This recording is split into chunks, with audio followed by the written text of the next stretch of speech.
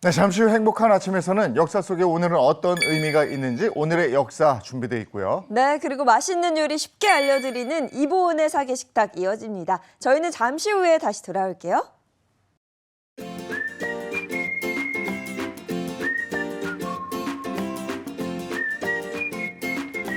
안녕하십니까. 행복한 아침 이재용입니다. 안녕하세요, 정예인입니다. 오늘은 6월 6일 현충일 목요일입니다. 오늘 저희는 오늘의 역사 그리고 이보은의 사계식탁 이렇게 준비해놨습니다. 네, 오늘의 역사에서는 지금 이 시기 과거에는 어떤 일이 있었는지 역사 속으로 들어가 보겠고요. 이어지는 이보은의 사계식탁에서는 요즘 같은 환절기 몸보신이 필요한 때죠. 떨어진 기력 확실하게 올려줄 오리 보양식 요리 2가지 준비했습니다. 자, 목요일 행복한 아침 시작합니다.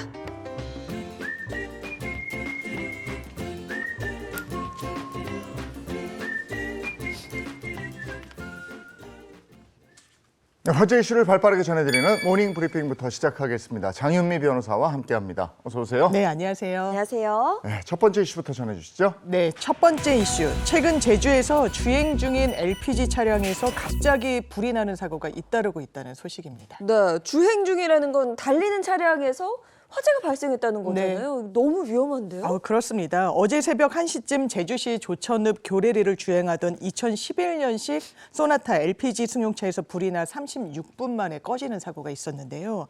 이로 인해 차량이 모두 불탔고 660만 원어치의 재산 피해 발생했습니다. 당시 차량을 운전하던 대리기사가 화재를 미리 알아채고 정차를 했는데 엔진룸에서 불길을 본 뒤에 119에 신고하면서 인명피해는 다행히 발생하지 않았습니다. 소방당국은 엔진룸 내부에서 불이 시작한 것으로 보고 자세한 사고 원인을 조사하고 있습니다. 아니 요즘에 주행 중에 화재 사고가 이렇게 빈번히 일어나고 있다면서요? 그렇습니다. 지난 4일에도 서귀포시 소로름 회전교차로를 주행하던 카렌스 LPG 차량에서 불이 나 25분 만에 꺼지는 일이 있었고요. 지난 3일에는 서귀포시 안덕면 평화로를 달리던 2004년도식 다치 픽업 트럭에서 불이 나 운전자와 탑승자 중 3명이 자력으로 탈출하는 일도 있었습니다. 하루에 한 번꼴로 달리는 차량에서 화재가 발생하고 있지만 구체적인 원인은 아직 밝혀지고 있지 않은데요. 전문가들은 여름철이 되면 30도가 넘는 고온 현상으로 차량 내부 온도가 올라가면서 화재가 발생할 가능성이 높아질 수 있다고 주의를 당부하고 있습니다. 네, 구체적인 원인이 밝혀지지 않았다니까 그게 더 불안한데 네. 원인이 밝혀져야 또 이거 대처도 할 거 아니겠습니까? 그럼요. 네. 다음 이슈 전해주시죠. 네, 두 번째 이슈. 서울 도심에서 경찰 복장을 하고 가스총까지 차고 다닌 남성이 현행범으로 체포됐다는 소식인데요. 서울 관악경찰서는 40대 남성 A씨를 경찰 제복 및 경찰 장비의 규제에 관한 법률 위반 혐의로 붙잡아 조사 중입니다. 그 진짜 경찰이 아닌데 그 남들이 보기엔 경찰인 거예요. 네. 경찰 행세를 하고 다닌 거잖아요. 맞습니다. A씨는 지난달 29일 서울 관악구 도림천 인근에서 경찰 제복을 입고 이 유사한 옷차림으로 계속 돌아다녔는데요. 당시 이 남성은 권총 형태의 호신용 스프레이도 차고 있었던 것으로 알려지고 있습니다. 경찰은 권총을 차고 다니는 사람이 있는데 아무리 봐도 경찰 같지는 않다라는 112 신고를 받고 탐문을 벌였고요. A씨는 본인이 평소 자주 드나들던 상점가에서 검거가 됐습니다. 경찰은 현재 구체적인 범행 이유를 조사 중인데 경찰이 아닌 사람이 경찰 제복 또는 장비를 착용할 경우에는 6개월 이하의 징역이나 300만 원 이하의 벌금 처벌을 받을 수 있습니다. 네, 저게 범죄로 이어질 수 있는 거잖아요. 그럼요. 경찰 네. 제복을 입으면 우리가 일단 믿는 거니까. 네. 네. 자, 다음 이슈 전해주시죠. 네, 세 번째 이슈입니다. 트로트 가수 진혜성 씨의 생일에 팬들의 후원금이 상당히 많이 모였는데 사용처가 불분명해서 일부 팬들이 의심을 하고 있다는 소식입니다. 이게 무슨 말일까요? 자세히 좀 네, 전해주세요. 가수 진혜성 씨는요, 최근 춘천 공연을 마친 뒤에 공연장 근처에서 진행된 본인의 생일 파티에 참석을 했습니다. 이 생일 파티에는 팬 300명 이상이 참석을 했고요. 팬카페 임원들은 생일 파티를 위해서 공연 이틀 전까지 생일 서포트라는 명목의 후원금을 모금했습니다. 서포트 계좌에는 총 2억 1,514만 원이 모여졌다고 하는데요. 후원금 중 일부인 한 600만 원 정도는 아동 복지를 위해 기부가 됐는데 남은 2억 원 정도의 사용처가 확인되지 않고 있다는 소식입니다. 생일 파티 하는데 핸드폰 반입도 금지됐다고요? 그랬습니다. 팬카페 운영진은 진혜성 씨의 생일 파티에 팬이 아닌 일반인 그리고 유튜버 등의 출입은 막았고요. 또 핸드폰 반입조차 금지를 했다고 합니다. 내부에서 일어난 일이 밖으로 새어나가지 않게 하겠다는 의도로 추측이 되는데 현재 생일 이벤트에 참여하지 않은 팬들 사이에서는 고가의 차량을 사준 거 아니냐, 현금 다발을 준 거 아니냐. 그러면서 후원금 사용처에 대한 여러 억측이 이어지고 있는데요. 아직까지 구체적인 사실관계는 확인된 바는 없는 상태입니다. 어제 진혜성 씨의 소속사는 팬카페는 회사가 관리하고 있지 않다. 생일 파티 후원금에 대해서는 소속사에서 따로 드릴 말씀은 없다라고 밝혔습니다.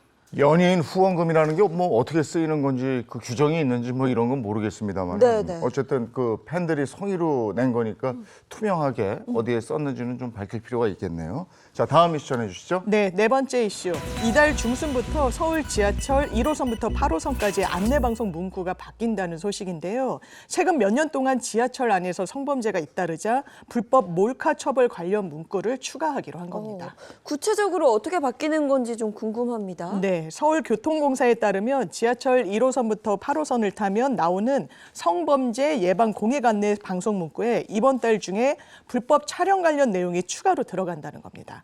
기존 성범죄 예방 안내 방송에는요, 열차 내 불쾌한 신체 접촉이 없도록 주의해달라 이 정도 내용만 담겼지만요, 앞으로는 구체적으로 불법 촬영 등 불법 행위를 하게 되면 관련법에 따라 처벌받을 수 있다는 안내 매트가 새로 들어갑니다. 이 외에도 역사 내 성범죄 근절을 위해서 여러 가지 대책이 추진되고 있다고요? 그렇습니다. 서울교통공사는 5월 말까지 지하철역 사각지대 522곳에 SOS 비상 호출 장치를 설치했고요. 590곳에는 112 직통 비상벨을 설치했습니다. 그리고 지난해 서울역, 동대문역, 종로 3가역 등 시범적으로 설치를 한 여자 화장실 내에 상시형 불법 촬영 탐지 시스템을 추가로 설치할 계획 중에 있다고 밝혔습니다. 네, 오늘 모닝 브리핑 여기까지 하겠습니다. 장현미 변호사와 함께했습니다. 고맙습니다. 감사합니다. 고맙습니다. 자, 이어서 오늘 날씨 보고 오겠습니다. 마지원 기상캐스터 나와주세요. 네, 오늘 6월 6일 현충일입니다. 이번 징검다리 연휴도 전국이 대체로 맑겠는데요. 일부 지역은 비나 소나기가 조금 지나겠습니다. 기상정보 확인하시고 우산 챙겨 나가시기 바랍니다. 현재 중부 서해안에 안개가 짙게 껴 있습니다. 200m 앞을 내다보기 힘들 정도인데요. 특히 해안가에 위치한 도로에서는 더 조심하셔야겠습니다. 어제 올해 들어 가장 더웠는데요. 오늘도 내륙은 30도 안팎까지 오르겠습니다. 서울은 30도, 청주는 29도 예상됩니다. 오늘 제주는 최대 30mm가량의 비가 내리겠고요. 더위 속에 곳곳으로 소나기가 지나겠습니다. 양은 5에서 10mm로 많지 않겠습니다. 오늘도 낮 동안 볕이 무척 강합니다. 대부분 지역에서 자외선 지수 매우 높음까지 오르겠고요. 오늘 오존 농도도 높아서 주의가 필요합니다. 내일도 강원과 전북에 소나기 구름이 지나겠고요. 주말 동안은 전국에 비가 오겠습니다. 비와 함께 때이른 더위는 물러날 전망입니다. 날씨였습니다.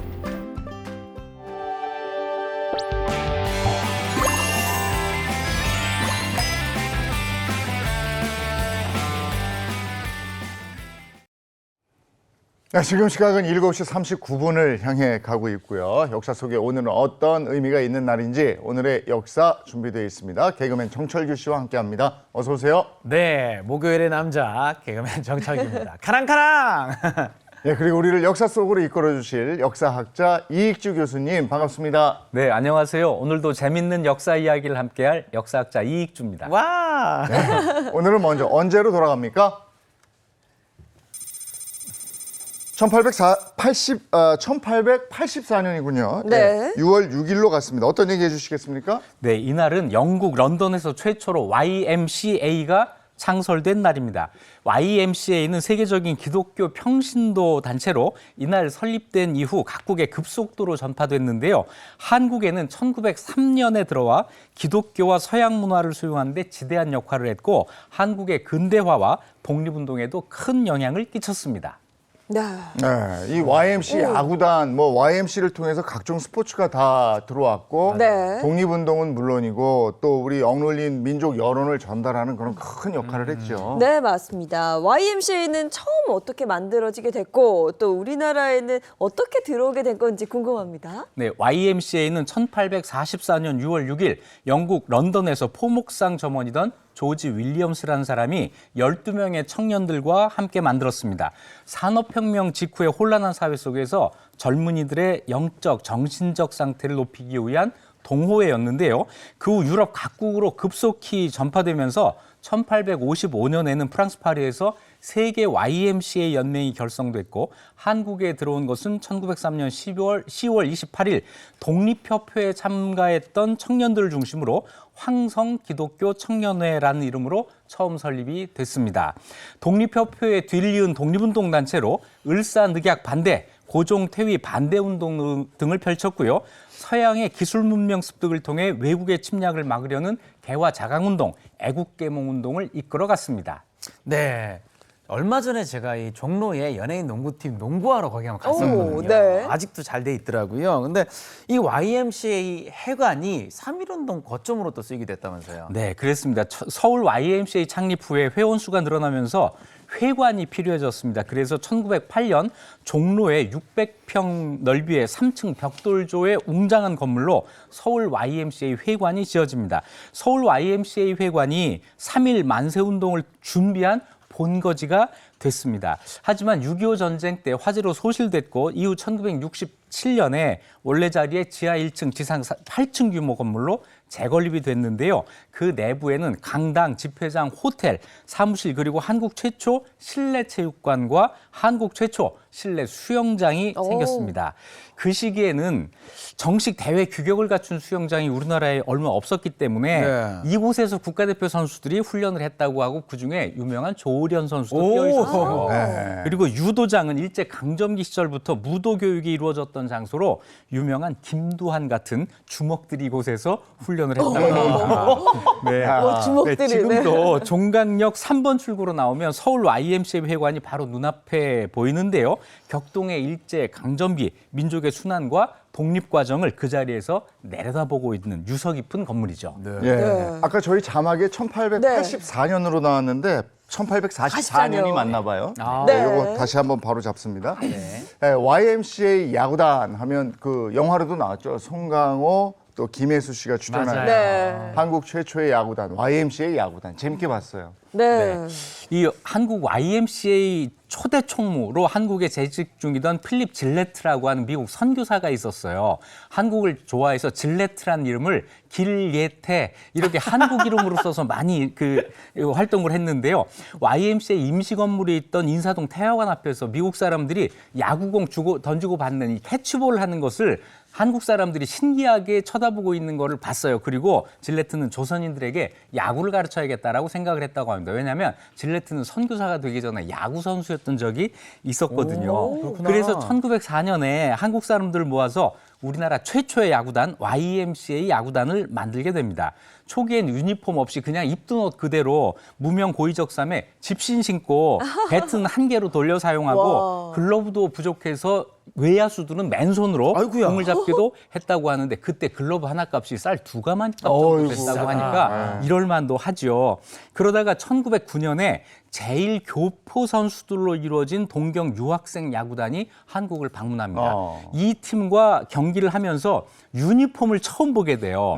그리고 야구하면서 번트도 되고 히트앤런 작전이라는 것도 있고 두 사람이 한 번은 아웃시키는 더블 플레이라는 것도 하고 이런 제대로 된 야구를 처음으로 보게 된 겁니다. 그러면서 선진 야구가 이런 거구나 하는 걸 알게 됐고 그래서 이듬해 당장 야구단 복을 맞추고 야구 용품 구입해서 진짜 야구팀다운 모습을 갖추게 됐습니다.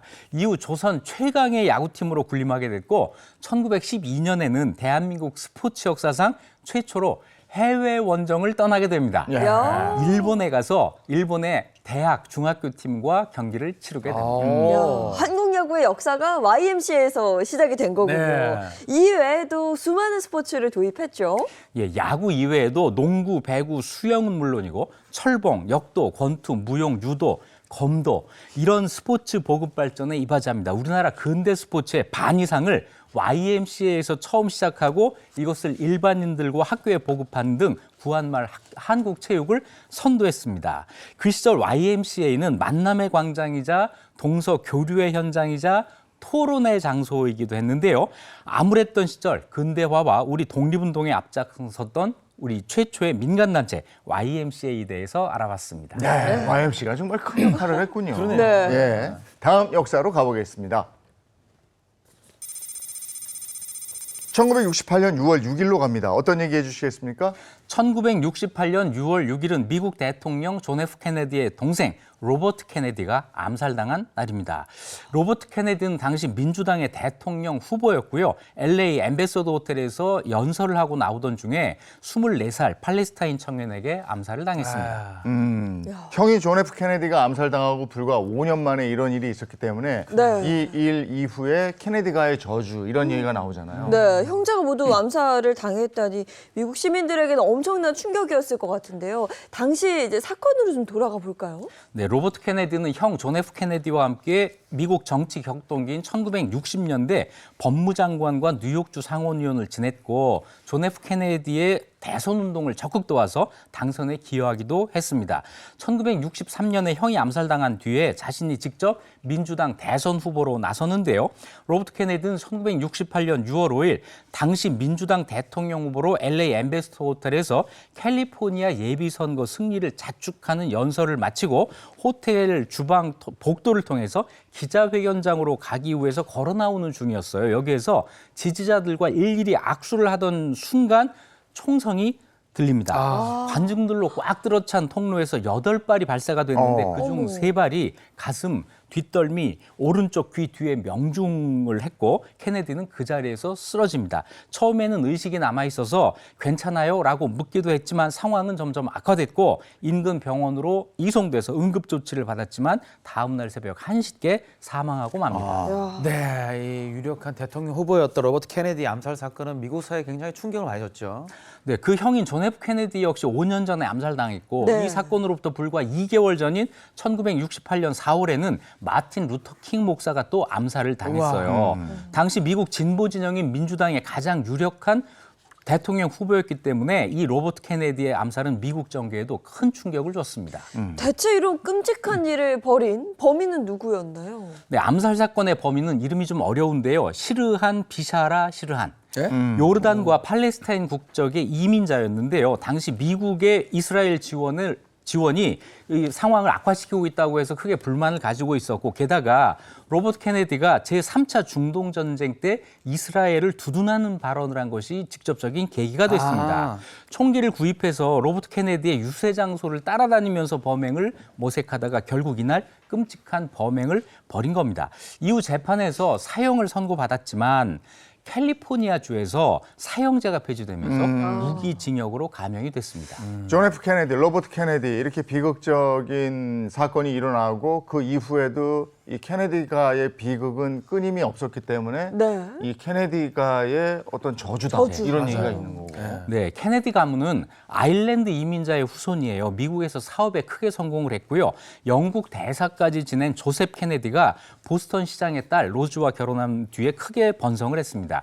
이 부부는 슬하에 4남 5녀를 뒀는데요. 이 4남 5녀가 대체로 불행한 삶을 삽니다. 장남인 조셉 케네디, 2차 세계대전 때 전투기 조종사로 참전했다가 원인을 알 수 없는 폭발로 사망을 합니다. 아이고. 둘째가 존 F 케네디예요. 네. 그리고 셋째가 로버트 케네디인데 이 둘은 이렇게 암살당했고요. 딸들도 마찬가지여서 셋째 딸 로즈마리는 지적 장애로 평생을 수용 시설에서 보냈고 아이고. 넷째 딸 캐슬리는 1948년 비행기 추락 사고로 사망을 했습니다. 이 가문의 불행은 그 다음 세대로까지 이어졌는데요. 케네디 대통령의 아들인 존 F 케네디 주니어는 부인과 함께 비행기 사고로 사망을 했고요. 로버트 케네디의 셋째 아들 데이비드는 1984년 약물 과다 복용으로 여섯째 마이클은 1997년 스키 사고로 숨졌습니다. 이 밖에도 교통사고, 추락사고 등 여러 가지 사건, 사고로 목숨을 잃거나 큰 부상을 당한 사람이 유독 많았죠. 진짜 저주인가 보다. 네, 미국의 대표 명문 정치 가문 케네디가 하지만 이렇게 끔찍한 가족사가 끊이질 않고 있는데요. 더는 비극적인 일이 일어나지 않기를 바라봅니다. 아니 지금 이렇게 쭉 들어보니까 진짜 케네디가의 저주 뭐 이런 얘기 나올 말이 만하네요. 맞는 것 같아요. 네, 네. 예, 다음 역사로 가겠습니다. 1975년 6월 7일로 갑니다. 어떤 얘기 해주시겠습니까? 1975년 6월 7일은 아마 이 선수 이름 기억하는 분 많을 거려. 대한민국 복싱 선수 유재두 선수가 세계 챔피언이 된 날입니다. 네, 유재두 선수는 WBA 주니어 미들급 타이틀 매치에서 일본의 와지마 고이치를 7회 KO로 제압하면서 김기수, 홍수환 선수에 이어 한국 역사상 세 번째 복싱 세계 챔피언의 자리에 올랐습니다. 근데 유재두라는 이름은 교수님하고 저는 아는데 이 두 사람은 알까 모르겠어요. 저는 유명우 장정구 세대라서 잘 모르죠. 저는 잘 모릅니다. 근데 네. 일본 챔피언을 KO로 때려 눕히면서 정말 일약 영웅이 됐고 온 나라가 그때 잔치집이었죠. 네, 근데 70년대 그 복싱 인기 대단했다는 건 알고 네네네. 있는데 스타 중에 스타였던 유재두 선수 처음 어떻게 복싱을 시작했을까요? 네, 유재두 선수는 전남 고흥 출신으로 학창 시절부터 육상, 축구, 태권도 이런 여러 가지 운동에서 두각을 나타낸 만능 스포츠맨이었다고 합니다. 18살이던 1966년 2월 혈혈단신으로 상경을 했고요. 고물상을 하는 친구를 도와서 고물을 줍고 그걸 팔아 번 돈으로 체육관 회비를 모아서 마포체육관에서 복싱을 시작합니다. 전국체전에서 은메달을 땄고 멕시코 올림픽 최종 선발전에도 나갔지만 관장의 권유로 곧 프로행을 선택했고 1971년 4월 이안산호 선수에게 KO승을 거두면서 국내 챔피언이 됩니다. 7월에는 일본의 캐시어스 나이토를 KO로 꺾고 동양 미들급 챔피언이 됐고요. 자, 이러면서 유재두가 김기수 이후 스타 부재에 허덕이던 국내 복싱계 중량급의 샛별로 떠오르게 됩니다. 네, 그리고 유재두 선수를 우리 국민 영웅으로 만들어준 경기가 있다 그래요. 일본의 복싱 영웅인 와지마 고이치 선수와 붙었는데요. 네, 세기의 대결이었다 하더라고요. 네, 와지마 고이치 선수 그 당시 일본에서 인기 절정의 권투 선수였는데요. 오. 트럭 운전사에서 시작해서 일본 복싱의 전설이 된 그런 입지전적인 인물이에요. 불꽃 사나이라는 별명처럼 파이팅이 아주 뛰어난 선수였는데 상체를 수그렸다가 갑자기 공격하는 특유의 변칙 스타일 때문에 개구리 점프라는 명성까지 얻고 있었습니다. 네, 와지마 선수 정말 대단한 선수였는데 그러나 두 사람의 대결이 시작되고 여기서 반전이 있었습니다. 네, 오늘 이야기하는 1975년 6월 7일 일본 규슈의 고쿠라 체육관에서 당시 챔피언 와지마 고이치 선수와 도전자 유재두 선수의 WBA 주니어 미들급 타이틀 매치가 펼쳐집니다. 전문가들은 거의 전부 와지마 고이치의 승리를 예상했어요. 하지만 결과는 달랐습니다. 유재두의 파워가 와지마 고이치의 변칙 플레이를 일방적으로 압도한 건데요. 5회에 다운 한 번을 뺐고 네. 7회에 또 한 번 다운을 뺏었어요. 이때가 절호의 찬스라고 생각한 유재두 선수는 다시 일어난 와지마 고이치에게 소나기 펀치를 날리기 시작합니다. 와지마의 턱과 몸통에 좌우 후계에 이어서 스트레이트를 장렬시켰고 결국 와지마는 7회에만 3번 다운되어서 유재두 선수가 통쾌한 7회 KO승을 거뒀습니다. 김기수, 홍수환 선수에 이어서 대한민국 세 번째 세계 챔피언이 탄생하는 역사적인 순간이었습니다. 네. 유재두 선수는 이 단 한 경기로 일약 국민 영웅으로 떠올라요. 일본 선수를 통쾌한 KO로 이겼다라고 한 이것 때문에 영웅이 된 거죠. 당시 흑백 TV로 유재두 경기를 지켜보던 국민들은 환호하고 나라 전체가 온통 난리가 났습니다. 그 난리 중에 저도 끼어 있었습니다. 그래서 흑백 TV로 그 그렇죠. 경기를 직접 봤습니다.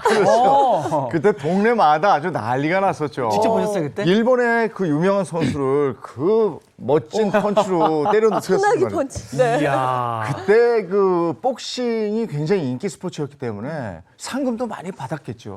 네, 공식적인 상금도 아마 있었을 텐데 박정희 대통령에게서 비공식적인 개인적인 상금도 받았다고 하는데요. 그 액수가 무려 300만 원이었습니다. 야, 그 당시. 그런데 이걸 어떻게 썼냐면 그중에 100만 원은 방위성금, 방위성금. 예. 또 100만 원은 불우이웃돕기 성금. 나머지 100만 원을 가지고 매니저 트레이너와 각각 30만 원씩 나누고 10만 원 남잖아요. 이건 회식 비용으로 썼다고 합니다. 이야. 그만큼 돈에 욕심을 부리지 않는 성품이었던 거죠. 그랬군요. 유재두 선수의 멋진 활약으로 뭐 그야말로 온 나라가 잔치집이 됐는데 근데 이제 아쉽게도 그 기쁨이 오래가지는 못했어요. 네, 챔피언이 되고 그 다음에 1976년 2월 17일 2차 박원전에서 와지마 고이치를 다시 만나게 되는데요. 이번에 전문가들이 전부 유재두의 승리를 점쳐요. 그런데 이번에 또 그 예상을 뒤엎는 결과가 나옵니다. 자, 유재두 선수가 쉽게 이길 거다. 다 이렇게 생각을 했는데 정작 시합에서 유재두는 제대로 주먹을 쓰지도 못하고 맥없이 흐느적거려요. 다리에서 힘이 쑥 빠져서 맥없이 서 있는 이런 모습이 15회 동안 계속됩니다. 저도 그 경기 보면서 정말 분통이 터졌는데요. 와지마의 펀치를 계속 맞다가 15회 KO로 무너져요. 펀치 한 번 제대로 날려보지 못하고 무기력하게 졌기 때문에 국내 팬들의 충격은 정말 컸습니다. 이 챔피언이 됐을 때와는 다르게 이때 경기가 너무 무력했기 때문에 음모론 같은 것도 많이 나왔었잖아요. 예, 너무 예상 밖의 경기가 됐기 때문에 네. 음모론이 나온 거예요. 1억 엔의 타이틀을 팔았다. 일본이 몰래 약을 먹였다. 이런 소문까지 들리고요. 이런 음모론도 있어요. 이건 국내에서 중앙정보부 개입설입니다.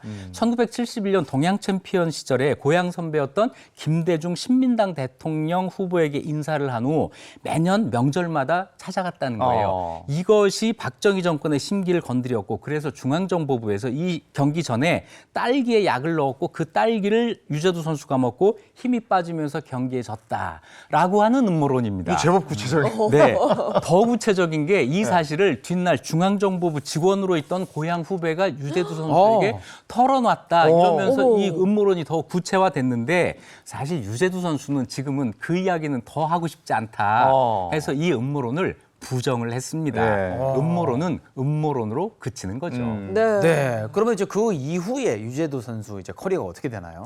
네, 충격적인 타이틀 상실로 심기일전한 유재두 선수는 동양 챔피언 타이틀을 몇 차례 더 방어했고 1978년 12월 동양 챔피언 21차 방어를 끝으로 팬들의 환호 속에 은퇴합니다. 그때 더 싸울 상대가 없다 이러면서 은퇴를 했어요. 박수 받으면서 은퇴를 한 거죠. 이후에는 지도자로 변신해서 후진을 계속 양성하고 있습니다. 우리 어렵던 시절에 통쾌한 펀치로 국민들에게 기쁨을 줬던 유재두 선수, 그가 보여준 투혼과 화력은 영원히 기억될 것입니다. 네, 그 골목을 와 하고 뛰어다니던 그때 그 시절도 생각나고 있습니다.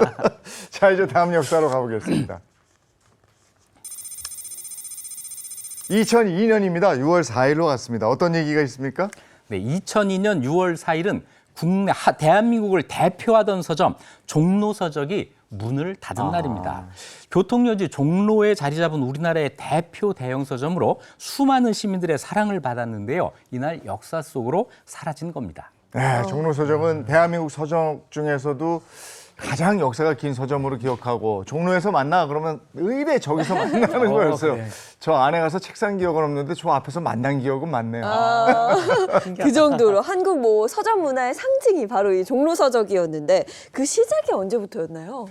종로서적의 역사는 무려 1907년으로 거슬러 올라갑니다. 1907년 종로 이가에 예수교 서회라는 이름의 기독교 서점이 생기는데요. 여기서부터 역사가 시작이에요. 1931년에 지하 1층, 지상 4층의 현대식 건물로 개축해서 교문서관이라는 상호로 바꿨고 1948년에 종로서관 그리고 1963년 종로서적으로 개칭을 했습니다. 네, 그 당시에는 이런 대형 서점이 처음 생긴 거라고 하더라고요. 그러니까 시민들이 신기하기도 하고 해서 많이들 찾아갔을 것 같아요. 네, 종로서적은 서울 중심의 지성의 공간으로 전성기를 맞이합니다. 1960년대, 70년대에 국내 유일의 대형 서점이었기 때문에 모든 면에서 최고였습니다.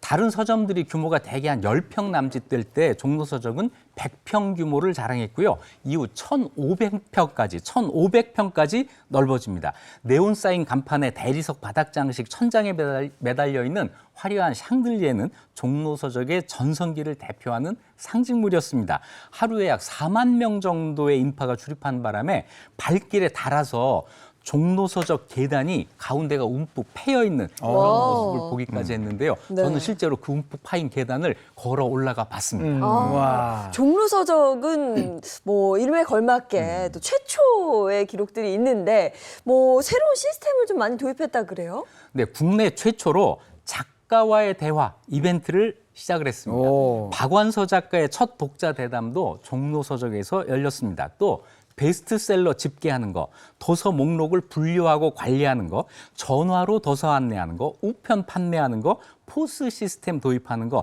종전 서점들이 하지 않았던 방식을 가장 먼저 도입해서 선도했습니다.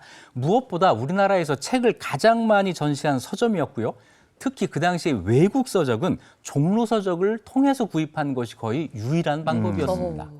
종로서적에서 책을 사면 겉 포장지 포장을 해주는데 그 종로서적이라고 써 있는 그 포장지 책을 들고 다니면 왠지 있어 보이는.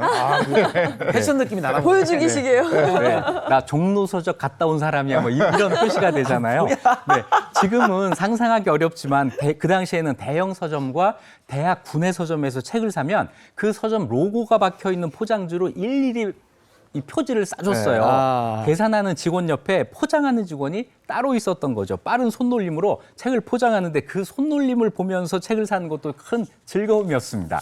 종로서적의 포장지는 쑥색 바탕에 김홍도의 서당 풍경 그림이 인쇄돼 있었는데요. 이건 그냥 책이 아니에요. 종로서적 표지로 싼 책을 들고 다니면 괜히 으쓱해지는 그런 느낌이 든 것이 사실입니다. 저 당시에는 교과서 받으면 교과서를 그 저 달력 그걸로 막 싸고 포장하고 막 포장하고. 이래가지고 맞아요. 다녔던 네. 시절이라서요. 근데 종로는 앞서 말씀드렸지만 책을 사는 사람도 많지만 그 종로서적 앞에서 사람 기다리는 거기가 만남의 광장이었거든요, 완전히. 거기서 만나 하면 다 알고 나오는 그래서 거죠. 종로에서 만나 하면 종로서적에서 서적으로. 만나는 오, 거죠. 신기하네. 네. 지금은 약속 장소를 구체적으로 정하지 않잖아요. 네. 대충 가가지고 거기서 핸드폰으로 전화해서 서로 만나게 되는데 핸드폰이 없던 7, 80년대의 종로서적은 수많은 젊은이들의 만남의 광장이 됩니다. 책 사는 사람보다 누구를 만나기 위한 사람들이 더 많았어요. 특히 저녁 시간이 되면 종로서적 입구는 누군가를 기다리는 사람들로 빼곡했는데요. 핸드폰, 삐삐 이거 없던 시절에 늦으면 늦는다고 연락할 방법이 없고 네. 어디로 이동하면 이동한다고 연락할 방법이 없잖아요. 무작정 기다리기도 했지만 종로서적 엘리베이터 옆에 게시판이 있어서 여기에다가 약속 변경을 알리는 메모를 꼽아놓기도 오, 했습니다. 그랬죠. 땡땡학교 정철교 땡땡 다방으로 와 이런 식으로 여기에 아, 빼곡하게 약속이. 메모가 네. 박혀 있었던 거죠. 와. 야, 지금 당장 머리에 기름 바르고 달려가고 싶네요.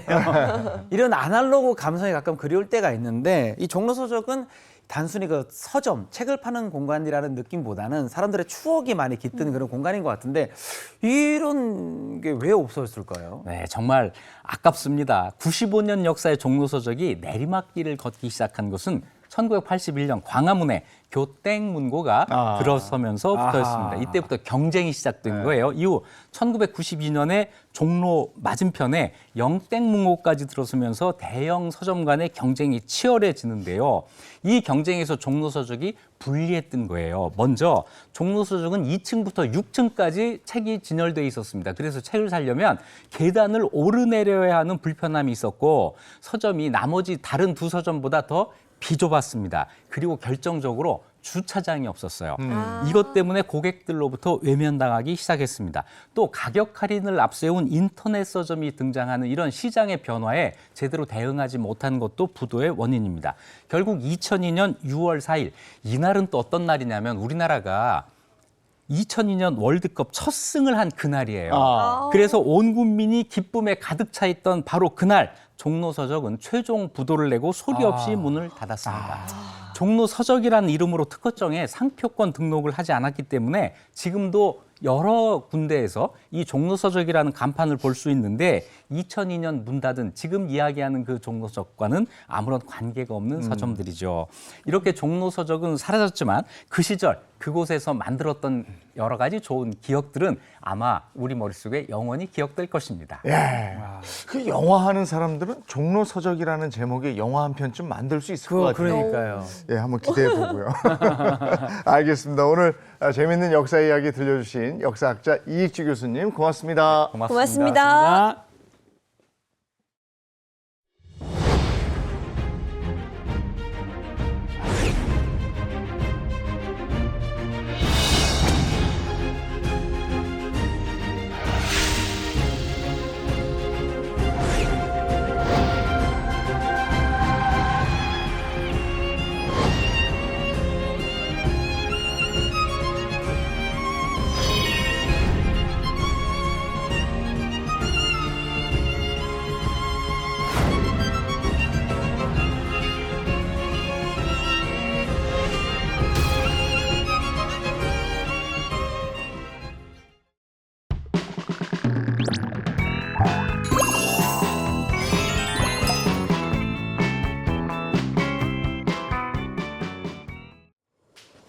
네, 이번에 사계식탁 시간입니다. 이번 선생님 어서 오세요. 안녕하세요. 안녕하세요. 안녕하세요. 요새 보양식 드셔야 될 계절이 왔습니다. 맞아요. 왔어요. 낮에는 너무 덥고요. 또 아침 저녁으로는 굉장히 좀 선선해요. 맞아요. 그렇죠?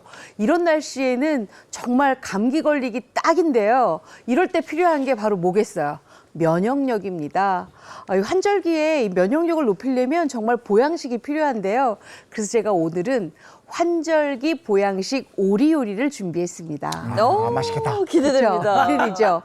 예전부터 우리 선조들은요, 이 오리를 보양식으로도 많이 쓰셨지만 약용으로도 많이 사용을 하셨는데요. 면역력을 높일 때 이 오리고기는 정말 천상궁합이기도 합니다. 그래서 첫 번째 요리는 뭐냐? 바로 오리 들깨탕을 준비를 했는데요. 오리 하면 들깨와 궁합이 굉장히 잘 맞습니다. 거기에다가 향 좋은 미나리를 얹어서 같이 잡수시면 정말 뜨끈하게 한 그릇 하시면 기운이 불꽃 난다고 말씀하실 정도로 아주 좋은데, 이 오리고기가요 저지방 고단백 요리이기 때문에 훨씬 더 좋은 거예요. 그렇기 때문에 오늘 알려드리는 이 오리 들깨탕은 정말 기대 듬뿍 하셔도 좋고요. 두 번째 요리는요 바로 오리 로스를 이용한 간장 마늘 구이와 부추 파채입니다. 이야. 우리가 보통 오리를 로스구이 많이 해 드시잖아요. 네. 근데 요거는 간장 마늘구이에다가 제가 로스를 했기 때문에 특히나 같이 먹는 부추와 파채의 그 궁합이 아주 좋아서 오리 로스 이거 요새는 펜션 가서 잡수셔도 좋고요. 네. 아니면은 요새 캠핑들 많이 가시는데 캠핑 가셔서도 간단하게 만들 수 있으니까 아주 좋은 메뉴입니다. 오늘 이 두 가지 메뉴 가지고 면역력을 한번 쑥쑥 올려보도록 하겠습니다. 네, 오늘 또 오리 요리라 그래가지고 제가 효능에 대해 좀 조사를 했는데 너무 많아요. 한번 읽어드릴게요. 네. 오리 효능은요, 불포화 지방산부터 칼슘, 철, 인, 비타민 B, 비타민 C 풍부하게 들어가 있고요. 콜레스테롤 수치를 낮춰주고 혈액순환을 도와주는 효과가 있고 고혈압 같은 혈관 질환을 예방하는 효능이 있다고 합니다. 그리고 또 미세먼지와 중금속 배출까지 해준다고 하니까 오늘 그냥 오리 요리 드시고 건강 더 뿜뿜하시길 바라겠습니다. 네. 네, 일단 오리를 제가 준비를 했는데 저는 절단육을 준비를 했습니다. 오리가요 의외로 한 마리가 굉장히 커요. 그리고 집에서 그거를 절단을 하려면 여간 기운이 세지 않으면 힘들거든요. 그렇기 때문에 되도록이면 절단육을 구입하시는 게 좋습니다. 뭐 물론 이렇게 큰 오리 준비하셔서 또 그냥 백숙으로 그냥 해 드실 수도 있지만 제가 오늘 준비한 요리는 오리탕, 들깨탕이기 때문에 이렇게 절단육을 준비했습니다. 그랬으면 이 절단육을 일단 한번 세척을 해야 되겠죠. 세척을 어떻게 하냐면 여기 지금 굵은 소금이에요. 굵은 소금을 이렇게 물에다가 조금 녹여주세요. 그리고 흐르는 물에 한 서너 번 씻은 오리를 이렇게 담궈주세요. 이렇게. 이미 흐르는 물에 씻고 그렇죠. 그 다음에 이제 소금 네, 풀어서 네, 물에 담그는 맞아요. 거죠. 네. 그래야지만 오리에 있는 그 불순물들이 다 빠지고 오. 그다음에 여기 오리도 이렇게 핏물이 좀 나오거든요. 핏물까지 조금 다 제거를 할 수가 있으니까요. 이렇게 하시는 게 가장 좋아요. 네. 제가 여러 번 해보니까 이게 가장 좋은 방법이더라고요. 그래서 요거를 말끔하게 이제 헹궈주세요. 네. 말끔하게 헹구는데 오리를 헹굴 때는 오리 지방은 정말 우리가 보통 저지방 고단백이기 때문에 요거 좀 잘 드시잖아요. 그래서 네네. 오리 기름 버리지 말라고 맞아요. 많이들 하시거든요. 맞아요. 그렇기 때문에 요거까지 그냥 같이 해서 이렇게 담아 놓으세요. 이렇게 말끔하게 씻어서 준비를 해 놓으시면 되겠어요. 네.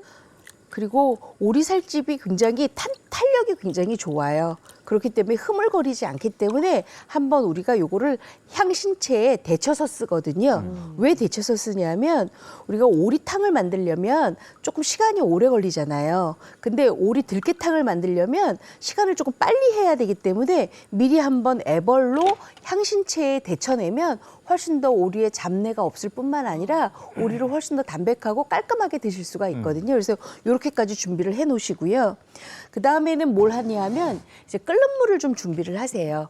끓는 물을 준비를 하는데 제가 들어오자마자 끓는 물을 켜긴 했는데 아직이죠, 선생님. 조금 더 끓어요. 좀 더 해야 되죠. 네. 그래서 저는 뭘 하느냐, 바로 오리에 들어가는 나머지 식재료를 준비를 할 거예요. 근데 나머지 식재료가 뭐뭐 들어가냐 하면 제가 아까 그랬잖아요. 오리 들깨탕이니까 미나리도 들어간다고 말씀을 네. 드렸는데, 미나리도 같이 준비하지만 오리 들깨탕에 들어가서 가장 맛있는 채소가 하나 있어요. 바로 우거지예요.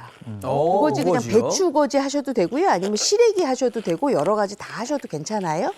요거를 조금 빼고 할까요? 제가 네. 오리를 만졌기 때문에. 자, 그러면 요 우거지는 어떻게 하냐면 우거지를 삶아요.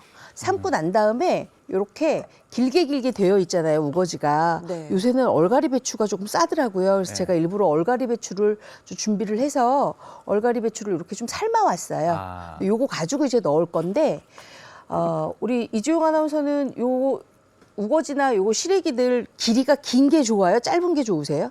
전 길고 짧고 간에 연한 게 좋아요. 연한 게요? 이거 굉장히 연해요. 아, 엄청나게 네. 연해요. 저걸 요거를 질긴 거는 아주 네. 맞아요. 먹기도 맞아요. 힘들고. 자, 그다음에 요거를 이렇게 먹기 좋은 크기로 딱딱 썰어주세요. 아, 그리고 길지 않게 요게 하시네요. 그쵸. 어. 왜냐하면 요게 또 퍼지잖아요. 그럼 또 이렇게 사이즈가 늘어나 있어요. 아. 그러니까 이렇게 좀 썰어주세요. 배추 우거지 하셔도 되고 시래기 하셔도 돼요. 네. 아, 난 그거 아무것도 없고 우리 집에 무가 좀 있던데 그래서 무채 썰어서 넣으셔도 괜찮아요. 이렇게까지 넣어주시고요. 그 다음에는 요 그 오리 들깨탕의 포인트 되는 게 바로 이 미나리예요. 미나리가 있거든요. 이 미나리를 줄기와 잎을 조금 분리해 주세요. 이렇게.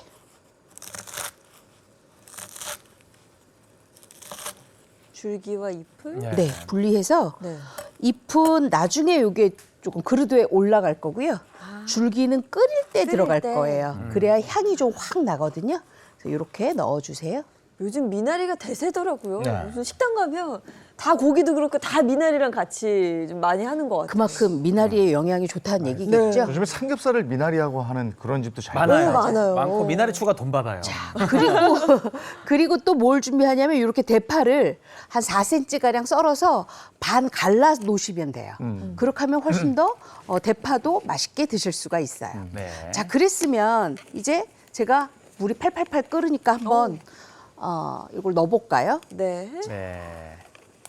이제 딱 됐네요. 집에서는 이제 그냥 맨손으로 하는데 아무래도 방송이니까 제가 장갑을 끼려고 애를 씁니다. 자, 이렇게 준비를 해놓고요. 끓는다. 이제 여기다 넣으세요, 그냥 무조건. 아. 근데 그냥 넣으면 안 돼요. 여기에 뭐가 있어야 돼요. 뭐가 있어야 되냐면 바로 향신채가 있어야 돼요. 바로 대파 잎 이렇게 넣어주시고요. 그다음에 요거 뭔지 아세요? 요거 카레가루예요. 카레가루 들어가요? 네, 카레가루에다가 데쳐내면 훨씬 더 기름지지 않고 맛있어요. 향도 있고. 그다음에 요게 뭐냐면 바로 통후추예요. 통후추. 그리고 요게 지금 생강이거든요. 네. 생강도 그냥 넣으시지 마시고 저 같은 경우에는 이 생강을 으깨서. 약간 아니요. 슬라이스해서 넣어요. 아. 왜냐하면 이걸 으깨서 넣잖아요.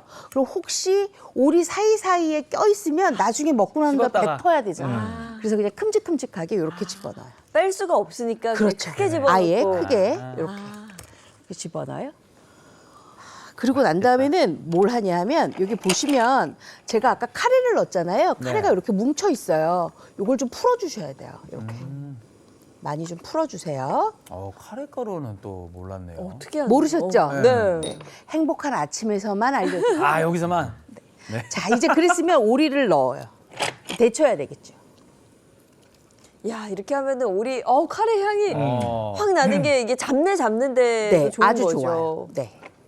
뭐 사실 오리는요, 굉장히 이게 오리가 깨끗한 가금류기 때문에 네네. 잡내가 그렇게 심하지 심하지 않아요. 않아요. 근데 그것조차도 싫어하시는 분들 계시더라고요. 그래서 제가 연구해 봤더니 카레가 좋더라고요. 아. 그래서 이걸 이렇게 넣어주세요.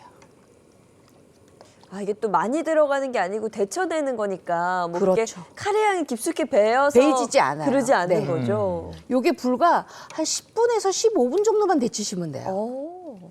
이렇게 넣어서 좀 데쳐주세요. 자, 요거 끓을 동안 저는 요걸 좀 정리를 좀 할게요. 네. 자, 요렇게 좀 끓게 놔두시고요. 아, 향 좋다. 향이 괜찮죠? 네. 네, 네. 벌써 배고픈데요. 향에 막 벌써 배가 고파요. 막 소리도 나고. 제가 아까 그랬잖아요. 오리가 굉장히 탄탄하면서도 지방분이 좋아서 우리가 오리 지방은 버리지 않고 먹으라고 한다고. 네. 그래서 여기 데쳐지는 거 보시면 여기 보세요. 살집 보이시죠? 네. 지방분 보이시죠? 어. 다른 거 같은 경우에는 지방분이 풀리잖아요. 뜨거운 열에 의해서 이렇게 안 풀리고 이렇게 탄탄해졌어요. 하네요. 오. 자, 이렇게 다 됐으면 이제 요거를 이제 데쳐내요. 걸러내야 되겠죠? 네. 어디에다 걸러내냐면 채? 채에다가 하나 해서 이렇게 걸러내세요. 여러분들 댁에서는 요거 닭 한 15분에서 18분 정도 해서 하시면 돼요. 네. 저는 생방송이라 다 할 수가 없으니까 요거를 미리 이렇게 건져내요. 10분 정도 네, 네. 체크하시면서 하시면 되고. 이렇게 오리탕. 건져내세요. 카메라 안 보이나요? 이쪽에다. 네, 이렇게 건져내시면 돼요. 네. 자, 이렇게 건져냈으니까 우리가 여기에 뭐가 있어요? 카레도 묻어 있고 좀 그렇잖아요. 네네. 그러니까 찬물에다가 한번 헹궈내세요. 아. 네, 찬물에다가 한번 헹궈내면 살집이 훨씬 더 탄탄하게 딱 달라붙겠죠. 자, 그렇게 헹궈내시면 돼요. 네. 아, 카레 맛을 넣기보단 정말 그 삶을 때 쓰는 그쵸? 그걸로. 딱 데치기만 하는 거예요, 요거는. 어. 자, 그래서 이렇게 준비해 놓고요. 자, 그래서 요거를 찬물에다 이제 헹궈야 되는데 제가 미리 이렇게 좀 헹궈 왔어요. 이렇게 준비해 왔어요. 보시면 아주 탱탱하잖아요. 네. 이러니 얼마나 맛있겠어요. 그러니까. 자, 그랬으면 이제 우리는 뭘 하느냐 하면 바로 들깨 즙장을 만들어야 돼요. 들깨 즙장을 만들어야 되는데 들깨 즙장을 만들 때는 요 냄비가 필요가 없어요. 네. 요거 내려놓고 다른 냄비 하나를 또 올려주세요. 그래서 이 안에다가 물을 넣어주세요. 1.5리터 정도 네. 물을.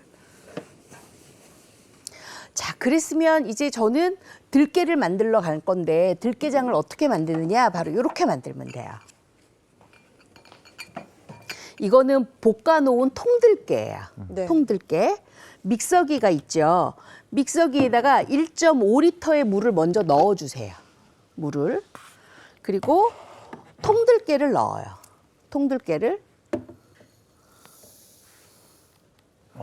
아, 뭐가 이렇게 어렵게 하지? 그냥 들깨 거피 낸 거 가지고 하면은 굉장히 쉬울 텐데, 그쵸? 쉽긴 하죠. 근데 진하고 풍미 있는 맛은 이렇게 만드셔야 돼요. 아. 나는 그런 거 귀찮아요 하시는 분들은 거피 안 낸 들깨가루 있어요. 약간 껍질이 있는 들깨가루. 그거 가지고 그냥 바로 하시면 되는데 네. 저는 또 정통으로 가르쳐드려야 또 제가 또 속이 좋으니까. 네, 그렇죠. 다 알려드려야지 제가 마음이 편하잖아요. 네. 그래서 일부러 이렇게 통들깨를 준비를 했어요. 자, 그랬으면 여기다가 뭘 넣느냐? 바로 요거 넣으세요. 요거. 마른 홍고추예요. 요거 3개 정도 같이 잘라서 넣어요. 그리고 고춧가루를 3큰술을 엿다 넣어요. 고춧가루를.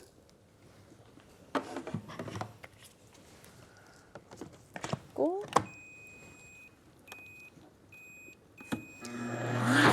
갈아요. 이야. 어느 정도나 해야 돼요?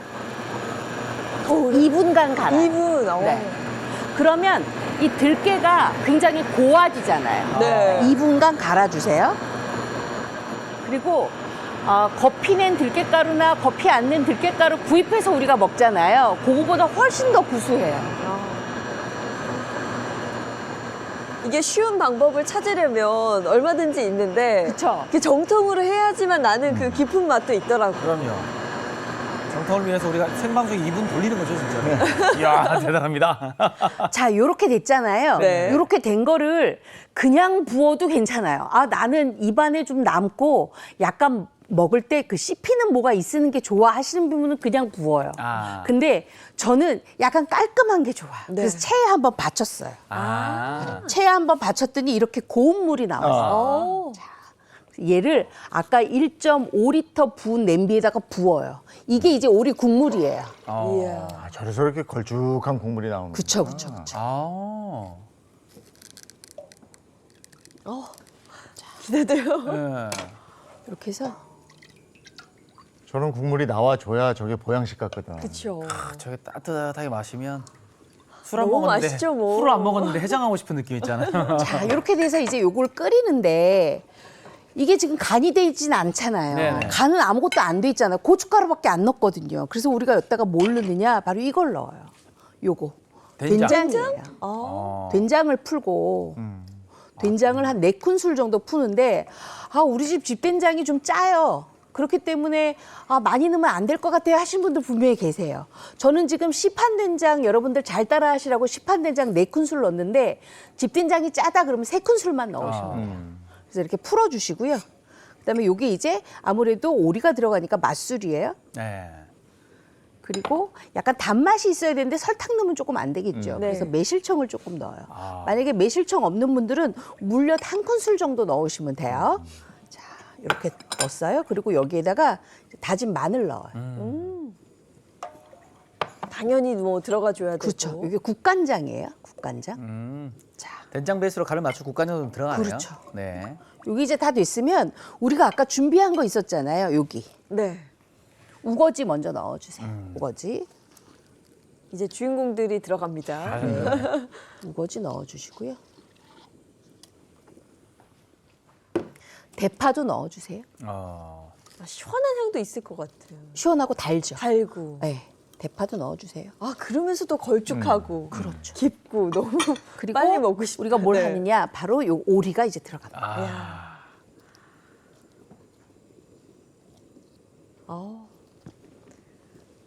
미리 또 카레가루에다가 데치면서 데쳤고 찬물로 헹궜으니까 그렇죠. 탱탱한 상태에. 네. 지금 굉장히 고깃결이요. 탱탱하고 이게 우리 왜 고기를 씹었을 때 씹는 맛이 나야지 좋다고 하시잖아요. 그 식감이. 그래서 굉장히 식감이 좋을 거예요. 이렇게 해서 푹 끓여요. 근데 얼마나 끓이느냐? 얼마 끓여야 될까요? 뭐 바로 20분이죠. 우르르 끓으면 될까요? 20분. 아니요. 저런 건 오래 끓여야 뭉근하게 되지 좀 않아요? 오래 끓여야 될 것 그렇죠. 같아요. 오래 끓여야 네. 되죠. 네. 그래서 센 불에서 10분을 먼저 끓이세요. 센 불에서 10분을 먼저 끓이고 중약불에서 30분을 은근하게 끓이세요. 아주 은근하게 끓여놓으면 이게 정말 기가 막히게 맛있거든요. 이제부터 끓일 거예요. 네. 왜 우리가 보양식은 팍 과서 먹잖아요. 그렇죠. 맞아요. 이라는 그게 느낌 딱 들어가야죠. 그 고운 느낌이 나야 네. 돼요. 그래서 이렇게 해서 일단 끓일 건데 제가 지금 아무래도 생방송이다 보니까 이거를 40분 동안 다 끓일 수가 없어요. 네, 네. 그렇기 때문에 미리 옆에 제가 좀 끓여왔어요. 아. 야. 진짜 보양식이네. 네. 와. 저 보이시죠? 이게 끓여왔어요. 보세요. 저거는 맛이 없을 수가 없죠. 그럼 이제 먹으면 되는 거예요? 네, 이제 드시면 되는 거예요. 자, 그랬으면 이제 간 맞춤을 해야 되는데 저희가 아까 된장도 넣었고 국간장도 넣었고 다 넣었어요. 그리고 간은 다른 간을 안 했거든요. 그랬으면 마지막 간은 뭘로 하느냐? 바로 소금으로 합니다. 소금으로 얼마를 하느냐? 지금 저와 아주 똑같이 레시피를 했다. 2분의 1 큰술만 넣으면 돼요. 반 큰술만. 네. 정확합니다. 이렇게 넣으세요. 오늘 휴일이라 지금 일어나서 텔레비 이렇게 딱 켠 분들은 야, 나 해장국 한 그릇 먹으러 나가야 되겠다 이런 생각이 들 것 같아요. 선배님 저 얼른 텔레비 말고 TV. 얼른 그 마트나 시장 가셔서 네. 절단 오리 사가지고 이렇게만 끓이시면 돼요. 당장 해도 될 것 같아요. 그랬으면 이제 여기에 마지막으로 넣을 게 있죠. 제가 아까 뭐라 그랬어요? 미나리 넣고 향을 낸다 그랬잖아요. 네. 미나리를 넣어주세요. 미나리향. 근데 제가 아까 미나리 넣을 때 뭐라 그랬어요? 줄기부터 먼저. 줄기랑 잎을 조금 분리하라 그랬죠. 왜 네. 그랬냐면 요 잎은 나중에 우리가 뜬 그릇에다가 여러분들 드릴 그릇에다가 위에다 올릴 고명이에요. 아. 잎은 이렇게 놔두세요. 그래야지만 이게 아무래도 맛있겠죠. 네. 자, 그랬으면 이제 한번 제가 이걸 드려볼게요. 네. 그리고 요거는 거피를 안 낸 그 들깨가루. 들깨가루하고 거피 낸 들깨가루하고 섞었어요. 제가 일부러. 그래서 여기까지 이렇게 놨어요. 그래서 이제 대접을 준비를 하겠습니다. 이거는 진짜 보양식이죠. 완전 보양식이죠. 그리고 또 들깨가 들어가면은 이 고소한 거 어떤 게 있잖아요. 아, 그 그쵸. 맛을 내는. 보양 해장식이네. 요즘 미역국에도 그래서 들깨 넣어주는 데가 맞아, 있어요. 들깨 미역국. 예. 그리고 여름에 또 미역국도 우럭 미역국 이런 거 맛있어. 오. 아 맞아. 예. 가자미 미역국 뭐 해서. 우와. 이렇게 아예 하나 요즘은 먼저 또 미역국 넣고요. 전문점이 있던데. 맞아요. 여기에다가 들깨가루 이렇게 좀 뿌리고요. 그리고 들깨 잎 좀 이렇게 듬뿍 넣어서 미나리. 이렇게 미나리. 잡수시면 네. 굉장히 맛있어요. 네네네.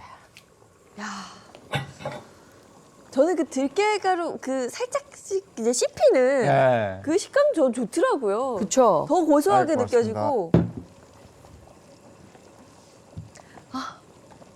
향 한번 맡아보세요. 아, 너무 좋죠. 보양식 향이죠. 뭐. 그래서 여기다가 자, 들깨 들깨가루 들어갑니다. 올리고 그다음 미나리도 미나리 이렇게 들어가고. 좀 올려주세요. 이렇게 푸짐하게. 네. 아, 드디어 오네요. 네. 차례가 왔어요. 향을 한번 맡아야죠. 아우, 국물이 보약이네. 이 향부터가 국물이 굉장히 보약 아니에요? 예. 미나리 올렸던 거 살짝 적셔가지고 아이고, 국물 좋다. 해장하십니까? 어. 어제 한잔 하신 거 아니죠? 아유, 이렇게 해서 그건 아요? 아, 맛있겠다. 아, 야 이게 국물 진짜 기가 막혀. 소리가 이게 안 날 수가 없어요. 들깨 아. 살짝 풀어서. 아니, 몸이 진짜. 아, 진짜 아네. 나오죠. 진짜 아 나온다. 야, 몸이 건강해지는. 예? 와, 근데 그냥 건강한 맛이 아니라 진짜 맛있으면서 굉장히 국물 맛은 깊고 너무 맛있어요. 와. 그리고 이게 오리가 들어갔다는 게 이렇게 보고 맛을 봐야지 알 것 같아요. 왜냐면 그 오리 특유의 향이 아예 없어서 너무 좋아요. 미나리 향, 미나리 잎 한번, 이거 줄기 한번 먹어봐요. 딱 씹히는데 향이 섞이니까 너무 좋네. 와. 오늘 휴일이라 지금쯤 일어나서 아침 식사 하시는 분들도 많이 계실 텐데 8시 26분인데 지금. 이거 보시면 야, 오늘 저녁 메뉴는 정했다 네. 하실 것 같아요. 왜냐면 오늘 또 아무래도 현충일이라 다 외부에 안 나가시는 분들 많잖아요. 이럴 때 딱 이렇게 아주 맛있는 오리 들깨탕 가지고 진짜 환절기 회복식이에요. 그렇죠? 네네네. 자, 그랬으면 제가 오늘 갈 길이 바쁘기 때문에 잡수세요. 저는 오리 로스로 만든 간장 마늘구이와 부추 파채를 조금 먼저 할게요. 네. 네. 자, 오리 로스는 지금 이렇게 생겼어요. 이렇게 생겼어요. 오리가. 자, 그랬으면 오리가 이렇게 크거든요. 그래서 이걸 또 적당하게 이렇게 썰어주세요. 이렇게 먼저 썰어주시는 게 좋아요. 네, 먹기 좋은 크기로. 그렇죠. 먹기 좋은 크기로 썰어주시는 게 가장 좋아요. 이렇게 썰어주시고요. 오리 로스도 참 맛있는데. 맞아요. 요거 그냥 구워 먹어도 맛있잖아요. 맞아요. 근데 오늘 간장 마늘구이를 하니까 이게 얼마나 더 맛있겠어요. 저는 저 구워가지고 그 참기름 그 소금장 있잖아요. 네.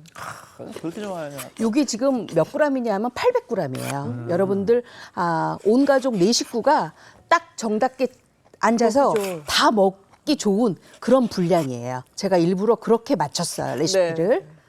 자, 이렇게 해서 적당하게 이렇게 썰어놓으면 썰어주세요. 진짜 숟가락으로 밥에 얹어서 먹기도 사이즈도 좋고. 그리고 집에서 하기가 네.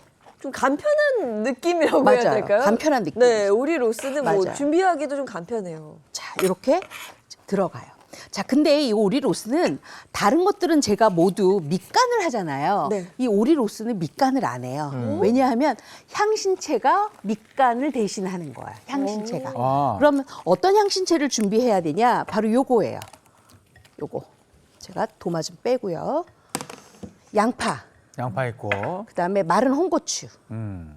그다음에 요거 마늘. 그다음에 요거 생강 생강. 있어요. 요것만 있으면 오리 로스 구이는 정말 맛있게 드실 수가 있는 거예요. 끝난 거예요, 그게? 네, 여기 이제 재료는 끝났어요. 네. 자, 근데 여기에다가 이제 하나 더 덧붙일 거는 요거를 그냥 먹는 게 아니라 이 부추하고 파채하고 같이 먹어요. 이 장갑이 왜 이렇게 안 들어갈까요? 오늘 유독 말썽이네요. 네, 장갑이 이게 지금 안 들어가서 이게 말썽이네요. 네. 자, 아무튼. 자, 그랬으면 이제 파채는 요거는 이제 요렇게 준비를 해서 식용유 앞으로 가야 돼요. 요렇게. 그래서 요거 깊이가 있는 웍을 조금 달궈 놔주세요. 자, 잠깐만요. 나 이게 왜 이렇게 맛있냐? 지금 옆에서는 후루룩 소리밖에 들리지 않습니다. 빨리 끝나고 다 먹어야죠. 네. 저는 그 예전에는 오리고기 저렇게 하면은 청경채 써먹기도 했거든요. 아, 참 묘미가 다양한 묘미가 있는 고기인 것 같아요. 우리 고기는 어떻게 먹어도 다 맛있죠. 양념해서 먹어도 맛있고 그냥 우리 소금구이로 고기는 다 먹어도 맛있어요. 맛있고. 그리고 사실 죄책감이 좀 덜해요. 나중에 이제 볶음밥을 오리 기름에 볶아 먹으면 항상 삼겹살 기름보다는 죄책감이 좀 덜합니다. 그렇죠. 많이 먹고 나면 이 큰일 났네 이런 생각이 있는데 네. 이게 좀 덜하죠. 예. 자, 그랬으면 진짜 식용유를요, 먼저 이렇게 부어주세요. 이렇게 둘러요. 한 2큰술 정도 두르시면 돼요. 왜냐하면 오리에서 기름이 좀 넉넉하게 나오기 때문에 딱 이렇게만 해주시면 돼요. 자, 그래서 여기다가 이걸 넣어요. 마늘. 그다음에 생강. 이야. 그다음에 양파. 다 넣어요. 네. 그리고 요 마른 홍고추까지 같이 넣어요. 그래서 요걸 볶아요. 먼저. 아. 여기서 나온 그 향신채 네. 더한 기름이 네. 그 향이 싹 입혀지면 더 맛있을 것 그렇죠. 같아요. 이렇게 향이 올라와야 오리 로스가 굉장히 맛있게 익어요. 네. 이렇게 같이 올려주세요. 요즘 생 오리로스를 어디서 사야 되죠? 어디 사야 돼요? 이거 뭐 마트나 뭐- 인터넷을 통해서도 살 수 있고 마- 방법은 많지 않아요? 마트는 마트. 맞아요. 종류는 없어요. 마트에 가도 있고요. 요새는 인터넷에 요거 많이 있으니까요. 네. 쉽게 구할 수가 있고요.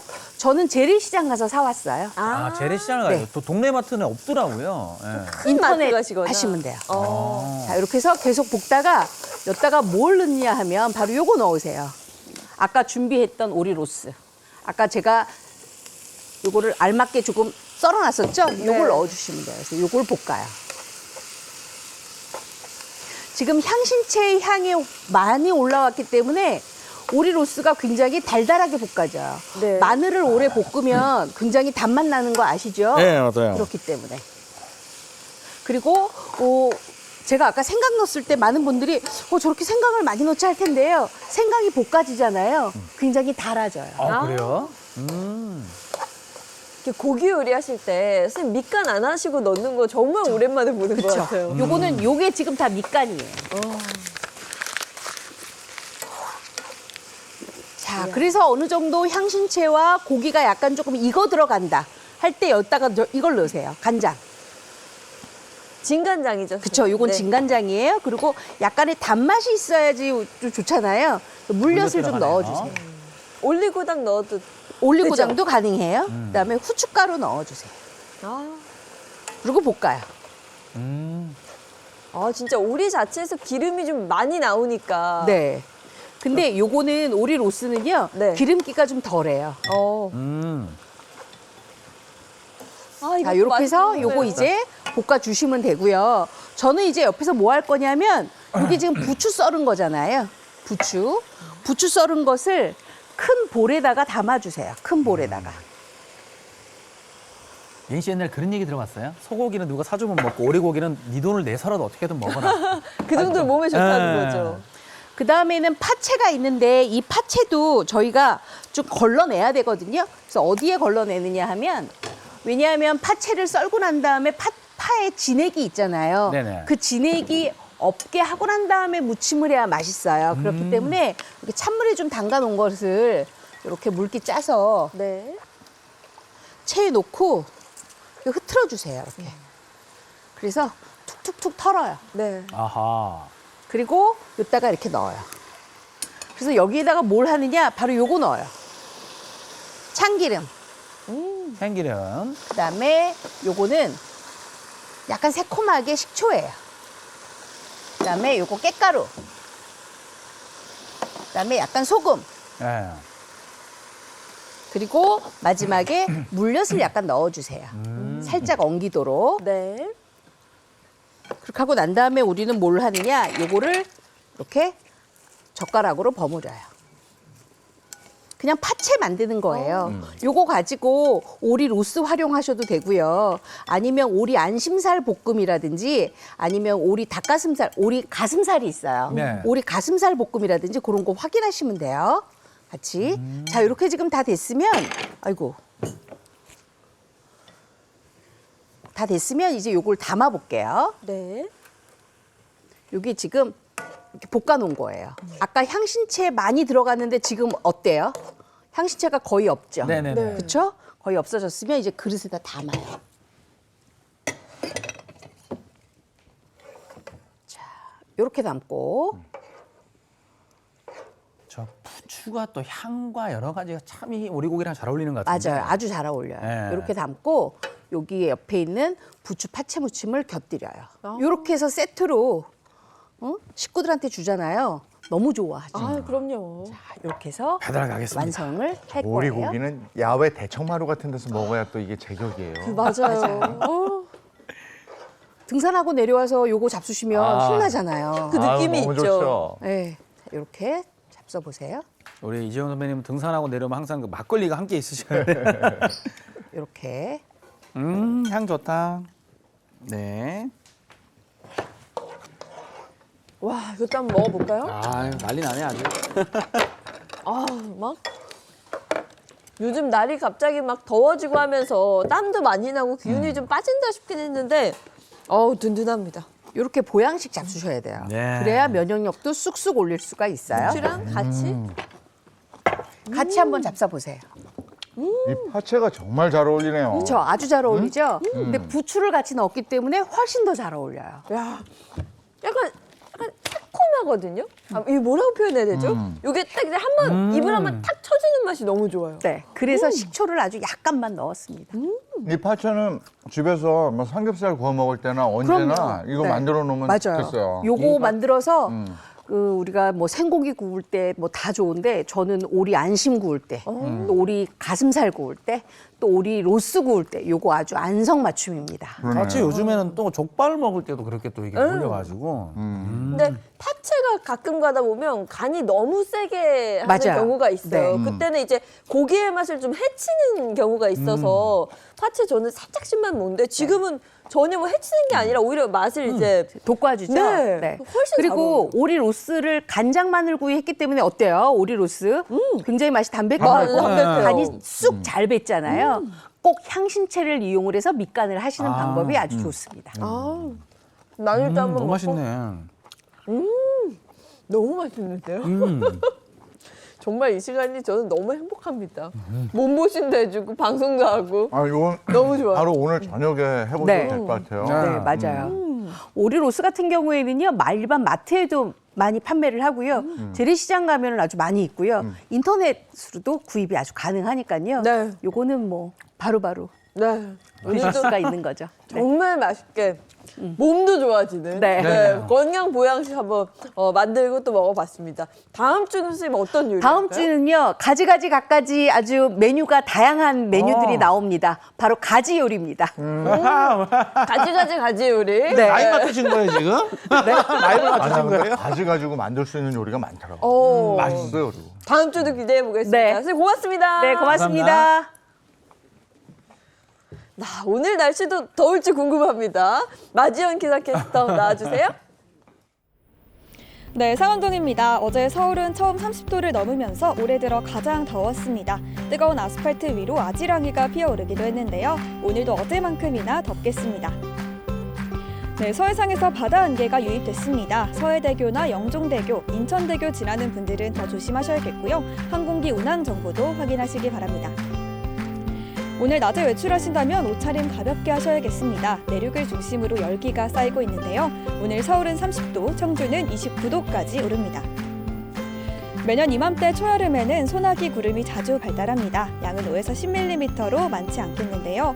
오늘 제주에는 최대 30mm의 비가 오겠습니다. 오늘 낮에는 자외선이 무척 강하겠습니다. 벌써부터 눈을 뜨기가 힘든데요. 네, 가급적 양산을 챙겨 나가시고요. 자외선 차단제는 목이랑 손까지 꼼꼼히 바르시기 바랍니다. 이번 주말에는 또다시 비 예보가 있습니다. 토요일 오후부터 일요일 오전까지 전국에 비가 오겠고요. 비와 함께 때이른 더위는 반짝 물러날 전망입니다. 날씨였습니다. 오늘 6월 6일입니다. 그냥 쉬는 날이 아니고 국가를 지켜낸 영웅들을 생각해야 되는 날이죠. 네, 현충일 의미 있는 하루 네. 보내셨으면 좋겠습니다. 좋은 하루 보내시고요. 저희는 내일 아침 7시 30분에 다시 돌아오겠습니다. 행복한 아침, 행복한 하루 되십시오. 고맙습니다. 고맙습니다.